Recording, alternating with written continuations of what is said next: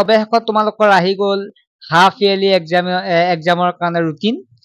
So তোমালোকৰ কেতিয়াৰ পৰা কেতিয়ালৈকে পৰীক্ষাটো হ'ব আটাইখিনি তোমালোকৰ এই ভিডিঅ'টোত আলোচনা কৰিম। এই ভিডিঅ'টো ক্লাছ আৰু 9 আৰু 10ৰ ইম্পৰ্টেণ্ট হয়, কাৰণ এইখন প্ৰগ্ৰেম আহিছে district level internal examination committee 2025-6 Barpeta.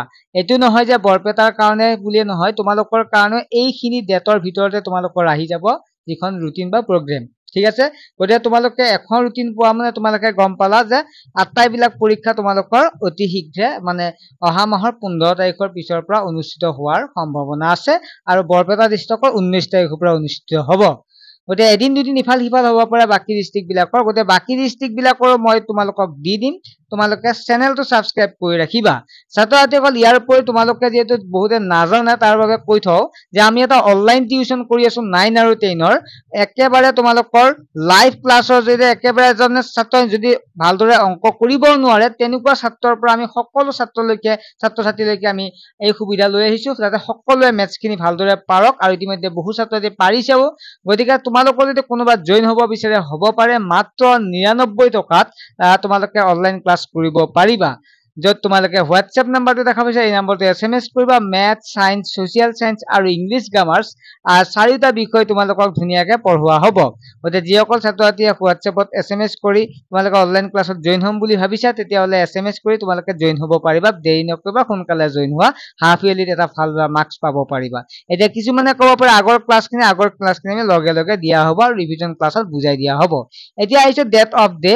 তোমালোকৰ 19/9/2025 তাৰিখে শুক্ৰবাৰৰ পৰা ক্লাছ মানে পৰীক্ষা আৰম্ভ হ'ব। 9ৰ আছে আগবেলা 9টাৰ পৰা 12টালৈকে ইংলিছ, আৰু 1টাৰ পৰা 4টালৈকে আছে ইংলিছ, যিসকল ক্লাছ 10ত পঢ়ি আছা তোমালোকৰ কাৰণে। আকৌ 20 তাৰিখৰ পৰীক্ষা আছে ছ'চিয়েল সায়েন্স আছে 9ৰ আগবেলা, অৰ্থাৎ মৰ্ণিং শিফট আছে, আৰু আফটাৰনুন আছে MIL, যিসকল ক্লাছ 10ৰ। MIL মানে যিবিলাক অল হ'ব, যিবিলাক আছামিজ হওক বা বেংগলী হওক, যিসকলে মাদাৰ ইণ্ডিয়ান লেংগুৱেজ। নেক্সট হ'ল 22 তাৰিখে আছে তোমালোকৰ অৰ্থাৎ 21 তাৰিখে যিটো ৰবিবাৰ, সেইকাৰণে বন্ধই থাকিব। 22 তাৰিখে আছে মেথছ আছে, 9ৰ আছে আগবেলা, আৰু পিছবেলা আছে মেথছে আছে, পিছবেলা 10ৰ। তাৰপিছত যদি চাওঁ তেতিয়াহ'লে 23 তাৰিখে আছে মংগলবাৰে, 23 তাৰিখ অৰ্থাৎ 23 ছেপ্টেম্বৰত MIL আছে 9ৰ, আৰু ছ'চিয়েল সায়েন্স আছে পিছবেলা 10ৰ। 25/9/2025 যিটো কি বাৰ আছিল, বৃহস্পতিবাৰে, বুধবাৰে বন্ধ আছে। বৃহস্পতিবাৰে তোমালোকৰ হ'ব জেনেৰেল সায়েন্স 9ৰ, আৰু 10ৰ হ'ব জেনেৰেল সায়েন্স পিছবেলা।